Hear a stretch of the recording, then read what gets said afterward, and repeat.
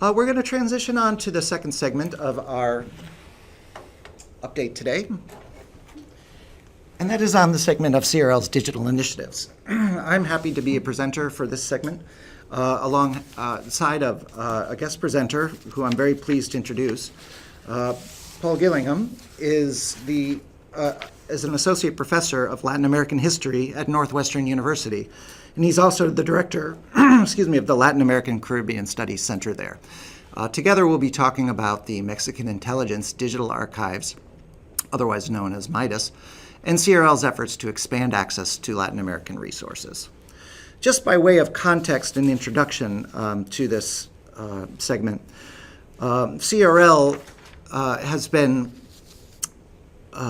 expanding access to Latin American resources through its work via the Global Collections Initiative. Many of you have read about this on CRL's website in Focus on CRL's efforts that were really born out of a series of conversations among member institutions about the state of collecting and the state of provisioning of primary source materials from different parts of the world, and ways that we can improve the supply chain of that critical documentation to get it into the hands of patrons at your institutions. In 2016, the Andrew W. Mellon Foundation awarded CRL major funding to create a new framework to address some of these deficiencies for provisioning of primary source materials for research in area and international studies. The Global Collections Initiative is focused on partnerships to help enlarge the community of institutions that can work together under the CRL umbrella to provide electronic access to specialized and often endangered documentation and data. The major goals of the program listed on the screen here are to expand the partners in the provisioning of this material and expanding electronic access to materials through both digitization, licensing, and strategic approaches to born digital materials. Our preliminary focus through the Mellon Foundation Award has been on Latin America and the Caribbean, and the pilot phase of this program has been undertaken from 2016 through fiscal year 2018, and our hope and intent is to expand the model to other regions in the coming years. The network of participants that have been working with CRL through the Global Collections Initiative include institutions in Europe as well as in Latin America, with licensing partners additionally in Canada and the United Kingdom. So with this community, we continue to look at ways that we can expand access to electronic information, and one of the outcomes of that work has been the work on the MIDAS program. And I'd be very pleased to turn this over to Paul to take you through that. Paul. Right, well, good afternoon, one and all. I'd like to start off with brief but extremely heartfelt thanks to some of the people who have backed MIDAS, starting at CRL with Bernie Riley, James Simon and Amy Wood.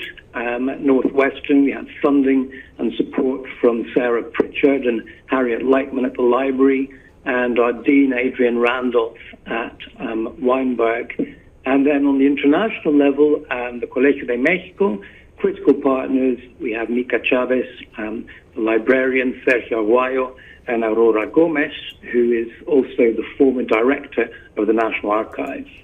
And then finally, we have the Freedom of Speech NGO Article 19, from whom we've had invaluable help from Ana Cristina Relas, Carlos Torrentes, and Maria de Becci Gejerli, who joins us today. And so the thanking sort of Oscar speech part of the talk over, I'd like to go briefly through what exactly MIDAS is, what we're trying to do, and why we do it. And so if we could go to the first slide, please. Thanks. So MIDAS, as you can see, is a crowdsourced, public access digital archive of historical documents from the Mexican intelligence agencies, the equivalent of the FBI, for the authoritarian regime of the second half of the 20th century. And the release of these archives in 2002 was a major step in Mexico's transition from the authoritarian rule of the 20th century to the democracy of the 21st century. it was an interesting step, not just in terms of what suddenly became available, but how it became available, because the archives were thrown open with very little to no cataloguing, and so one agency, the archivist, gave up after a few weeks and just let researchers, if they were vaguely pleasant and amiable, wander the stacks, taking out boxes, rifling through them, and promising to put them back in the same place. The other archive, the Dirección Federal de Seguridad, actually was monitored by a former spy, Don Vicente. And so from the start, these archives were caught between ambition, public pressure for transparency, and funding constraints. But nevertheless, they really were revolutionary. And with them, human rights activists could trace the stories that disappeared, invested journalists could rewrite, along with scholars, large chunks of contemporary Mexican history. Well, if we could go to the next slide, please. So in 2015, this golden age of sorts came to an end, though. The Mexican government, which was the single party from the 20th century, returned to power and decided to impose strict new limits on access to these archives. And they did this both sort of overtly and covertly. Overtly, they passed various laws, an executive decree, and new guidelines for users. And the key one really was the Interior Ministry, the boss of these spies, decreeing that intelligence archives were separate from historical archives, subject to different rules, and above all, subject to protection of all data regarding individuals for 70 years. And so from then on, 2015 onwards, the only documents available were those that had already been released in what are called versiones públicas. These are folders of documents which are redacted and vetted for public consumption. These are problematic in and of themselves. The classic example is a list of contributors to a magazine, not particularly sensitive, you would have thought, but because it contained names, every single one was redacted. And beyond these constraints, there's also the constant constraint of funding. And so archive staff were unable to locate even these versiones públicas quite often. And then the sort of backstage censorship came from new rules for users and, at the risk of blaming IT, also a technological leap forward of computerizing access. Computerized access slowed down access, obtaining these folders by 24 hours, and it limited the number available strictly. And it takes, at the moment, 3 days just to get an appointment at the archive. And so the upshot of this was this sweeping censorship, which was compared by many people to the shutdown of the KGB archives in the 90s in Russia after that brief sort of democratic opening. And it was vigorously opposed by historians, other academics, victims of state violence and civil society, but nonetheless, it carried on until very recently. And 15 odd years ago, of course, this would have been the end of the story. We would have lamented it, washed our hands, and gone on to other things. But we now have the technology to counteract that, because people who went in and out of the archives with digital cameras made hundreds of thousands of copies of these documents over the last 15 years. Could go to the next slide, please. And so there's the raw material for the Mexican Intelligence Digital Archives, or MIDAS. We asked people for their work, they gave it to us, and this is what the result looks like. This is the landing page. If I could just very briefly take you through it, you can see that there are 3 main groups of documents at present. And it should be stressed that this collection of 12,000 posted searchable pages at the moment really is a drop in the bucket. It's a startup. But already you can see we've got these 3 collections. The first is the archive of the Federal Security Directorate, the DFS, who were the sort of the heavies of the intelligence agencies. The second is the Sergio Aguayo archive. Sergio Aguayo was, still is, luckily enough, a leading historian, journalist, and human rights activist who also enjoyed the advantages of being charming and having a father who used to be a member of the DFS, and parlayed all of this into an extraordinarily successful campaign gathering documents at the very beginning of the 2000s. And these focused particularly on the dirty war of the 1960s, Mexico's counterinsurgency, and the events around the student massacre of 1968. And they form a corpus of nearly 4,000 documents, which is really unparalleled. And with his donation, we've digitized those. They're fully searchable. And then the third group at present are the documents that the National Security Archive gathered under the aegis of Kate Doyle from the late 90s through the mid-noughts, and which she kindly had digitized and also sent over to us. What these add up to are the beginnings of an archive which will cover the mid-1940s to the mid-1980s. We've sped to take it public with material which focuses around 1968 because it's a critical date in Mexican history. It's a critical date all over the world, but Mexico had the equivalent of about 10, 20 Kent states all at once with a massacre of students in downtown Mexico City. And as the 50th anniversary approached, Mexican stakeholders obviously were extremely keen on making as much of this material available, putting it into the public domain as possible, and that's what we've done. And can we go to the next slide, please? Thanks. And so when you go inside, this is what it looks like. And the key point of this page is to see the multiple search paths which we've opened up into this massive corpus of documents.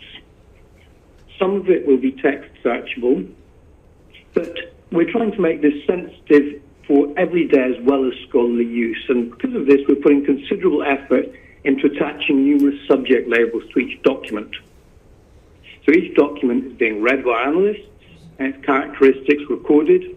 With 9 Dublin core categories: the title, identifier, date, coverage, and then critically the 5 subject categories. And if you look at the left of the screen where you have subject, you'll see some of the 20 principal themes which our analysts have been seeking out and assigning to each document. And so, for example, if you're interested in international relations, from this sub-collection, you have 412 documents organized there. And the end state we're looking for is an archive which is easy to use and extremely sensitive to specific searches. And so somebody who's interested in the combination, the matrix of elections, the army, and human rights in, say, San Luis Potosí in 1958 can get a list of the documents from the intelligence agencies concerning that. And could we go to the next slide, please? And so we've got a fourfold audience. It's fairly obvious to historians, but not just political ones. The spies sometimes compensated for a lack of analysis with an overproduction of paperwork. In some ways, they were exemplary bureaucrats. And so when in doubt, they sent home vast quantities of raw data. What their superiors thought of this, I'm not sure, but what we can think of it as social historians is basically unalloyed delight. There is so much raw material in these files for social history as well as political history. The impact for activists and human rights workers is self-evident.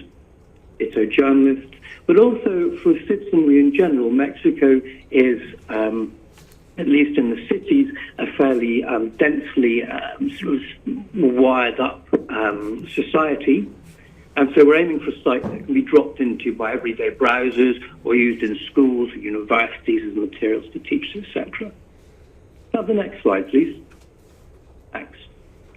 So today, we launched September 13th because it was the 50th anniversary of the March of Silence. This was the main protest at the military occupation of the university, involved 100,000 plus people marching through Mexico City with their mouths taped closed. And so it was an obvious date to launch an archive which is about opening mouths.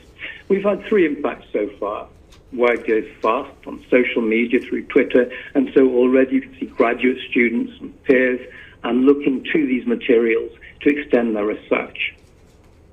Secondly, there's the international impact. We very much share the Global Collections Initiative focus on international cooperation as a central goal, and it was critical to us from the start that this be a genuinely international open access project. Of course, CRL hosting it guarantees that it will not go beyond a paywall, and this was written into the founding document with board members from Europe, Britain, and the distinction between the two shouldn't be taken as any enthusiasm for Brexit, the US and Mexico. And above all, it led to the recent incorporation of 2 institutional partners in Mexico, the Colegio de Mexico and Article 19. And then finally, there's the political impact. As I say, we hurried this to coincide with the 50th anniversary of the Tlatelolco massacre. The Colegio and Article 19 did a superb job in linking these two. And since then, the National Archive and members of the incoming government have made ambitious pledges to open up archives again and to aim for this wholly new level of transparency in 2019 and beyond. Have the last slide, please. But while that's heartening, there's many a slip twixt cup and lip, and they'll also need a wholly new level of funding to actually realise these aims. So we aim right now to take MIDAS beyond this launch version. We're looking at an end state of 400,000 documents within the next 5 years, processed, digested, and posted fully searchable with CRL. Like the JSTOR print archive, it will be a work in progress for many years, but what you might think the key limiting factor in collecting classified intelligence, which would be documents, isn't actually a problem. We have documents. We have huge amounts of documents. We have a secret catalogue to the entire DFS holdings. Our limiting factor is metadata collection, which demands time and expertise, and we're lucky in that we have Article 19 to train and coordinate analysts. But we look at, for our aims, an estimated cost of between $80,000 and $90,000 a year for 5 years, for a team of 6 analysts necessary, we estimate, to get to this goal. And startup funding from Northwestern has got us this far, along with the voluntary contributions from our other partners. We now have the documents, the platform, and the infrastructure to make this one of the leading digital archives in Latin America, and it's in the region's most studied country, Mexico. And so now we're looking for new extramural sources of funding, and to that end, very much welcome your comments, suggestions, and questions. Thank you, Paul. This is James again, and I just wanted to, first of all, congratulate you on such an excellent initiative, and it's daunting to think of the challenges that led you to this date, but certainly carrying forward, we can appreciate some of those challenges. Let me just set this back in a little bit of context and then go to some of the comments that we've received. The MIDAS Archive joins CRL's collections through its digital delivery service as one of the I might say flagships of our Latin American initiatives, but it's certainly not the only one. CRL has had a long history of supporting initiatives related to our southern neighbors, in particular through the work of the communities of interest like the Latin American Materials Project, LAMP, or the Latin Americanist Research Resources Project, LARP, which is one of the global resources programs. So MIDAS is representative of some of those efforts, and just on the screen, I'll remind our listeners that a few years back, CRL announced a groundbreaking partnership with the public ministry in Brazil, in particular the Prosecutor General's office, to digitize and make it openly accessible a swath of similar types of materials from Brazil that were collected in the 80s under the project Brasil Nunca Mais. And LAMP itself had the foresight to collect and acquire for safekeeping a copy of the military tribunal documentation from the 1960s and 1970s. We kept that largely for safekeeping, and it had not received much attention among scholars until some of the opening of society in Brazil, in much a similar fashion that Paul is describing, made it incumbent on the government to try to make this material more widely accessible. So LAMP and CRL worked with the ministry as well as the public archives of the state of São Paulo to digitize and make accessible on their sites the Brasil Nunca Mais Digital collection. In a similar vein, the LARP project has been working with archives and collectors of information to expose civil society materials. And just one example of that includes the support that LARP has given to Princeton University on the digital archive of Latin American ephemera. This collection has had a long history of collecting at Princeton, and as they sought solutions to make the material openly accessible, the LARP program committed multi-year support to help the development of the digital collections. Princeton, I believe, had a grant to ramp up its infrastructure, and LARP provided needed costs for active digitization and metadata creation for those materials. So these types of projects we're very proud to stand behind and to make these materials accessible, not just to the CRL member community, but also openly accessible to the public worldwide. Just bringing it back to potential additional areas that we would like to pursue in coordination with our partners through the GCI, include types of materials that, like the Princeton collection, are ephemeral and often fleeting in collections. There's been some discussion among the GCI participants about ways that we can bring together disparate collections of ephemeral and gray literature, including those that are held in Germany. For instance, the Latin American section of the University of Rostock, which contains unique pamphlets from left-wing and radical organizations, the Senate House Library at the University of London, which has political protest pamphlets, and of course materials that could be sourced from LAMP or other member institutions. For example, the types of collections that we worked with partners in Argentina to preserve and make accessible. How we might be able to bring those decisions forward to the members, we've described in the past updates the Global Collections Platform, which is a new space for member institutions to work on ways of identifying, discussing, prioritizing, and even eventually funding the types of crowdsourced activities such as that Paul was describing. The Global Collections Platform is currently in beta testing among the area materials projects that are meeting in the fall, as well as from the Global Collections participants who are nominating particular collections or titles that might be of interest for ongoing digitization. CRL is working to promote the sharing of this data in order to help the members, help us make informed investment decisions in terms of the types of materials that we may want to digitize, and to bring together coalitions of partners to bring those collections to the fore. Finally, just to provide you a brief update on a recent post that Bernie has made on CRL's blog, includes some of the detailed discussions that the Global Collections partners had in a workshop in Mexico City during the course of the Salam meeting that was held at the Colegio de Mexico. Participants from CRL institutions and Global Collections partners got together to describe other priority areas beyond projects such as MIDAS, which included forward emphasis on news publications and news media.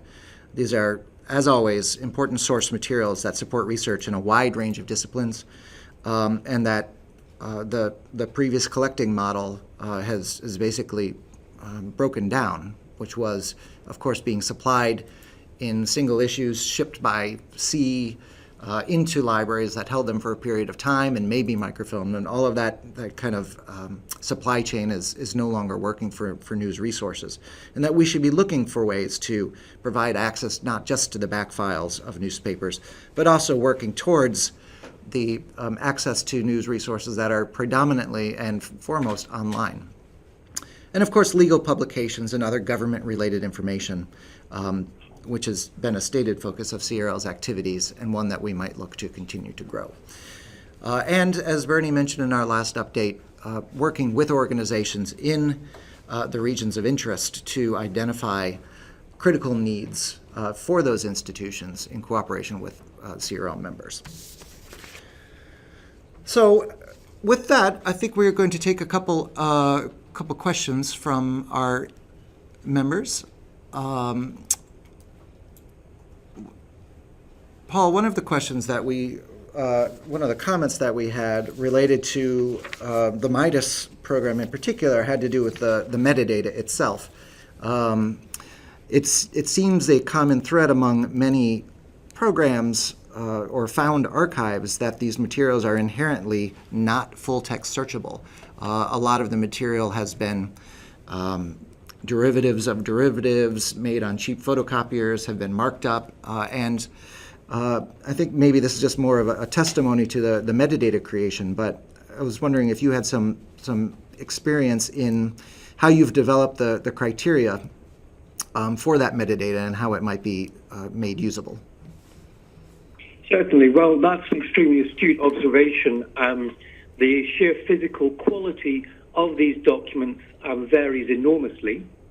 And while it tends to improve with time, so from the 1960s onwards, we're getting clearer images, you cannot rely on full-text searching to actually search across the entire corpus of documents.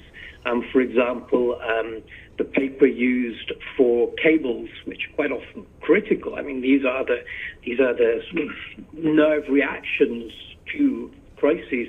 It's very difficult to make readable. And this is why we have such a strong stress on metadata, which goes beyond just title and identifier, but actually zooms in quite precisely on the subject of each document.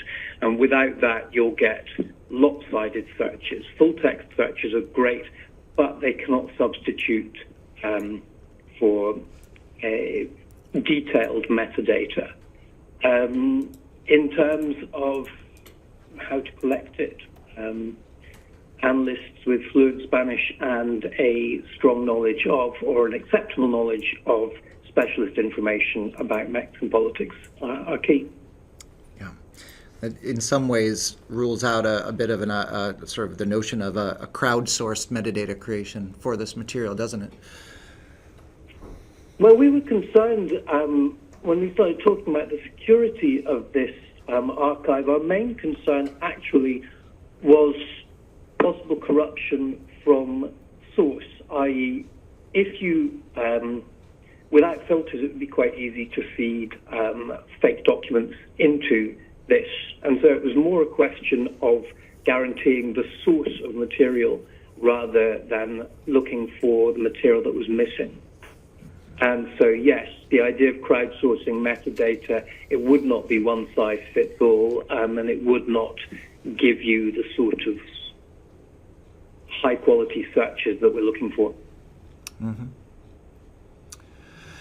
A question from an attendee asked, is the metadata bilingual, Spanish and English, or is it monolingual? It's monolingual Spanish. We thought about this carefully. This obeyed two goals. One was that this should be as Mexican an archive as possible, and then there was just the practical consideration that no one without fluent Spanish is going to be trying to read Mexican intelligence reports from the 1970s, and so it's far more functional to stick as closely as possible to the original EMIC terms. Mm-hmm. Good. The last question, or perhaps comment, a couple of our attendees are, I think, connecting some of the dots from your presentation and mine, and suggesting that The potential for fundraising being coordinated through CRL from member institutions is a possibility. And if that's to be the case, when might we expect to see that? I know, Paul, you and I have talked about looking at the timeline and the cost of this program, and we've put a certain amount of information up in the Global Collections platform already, but forgive me if I'm speaking over you on this point, but I think that we could look to develop some ideas about bringing this for consideration, at least by the members for potential funding in say, the spring. Not speaking over me at all, that would be fantastic. Northwestern were very generous with startup funding, but we have now started up, and so that's precisely the sort of programmatic approach that we need. We'd be delighted. Good. So I think with the encouragement of those who spoke out on this, and thank you all for your comments on this, we're going to call this session to an end. So, Paul, thank you again for taking us through that. I think that was a very compelling presentation. Not at all. Thank you all very much for coming to listen.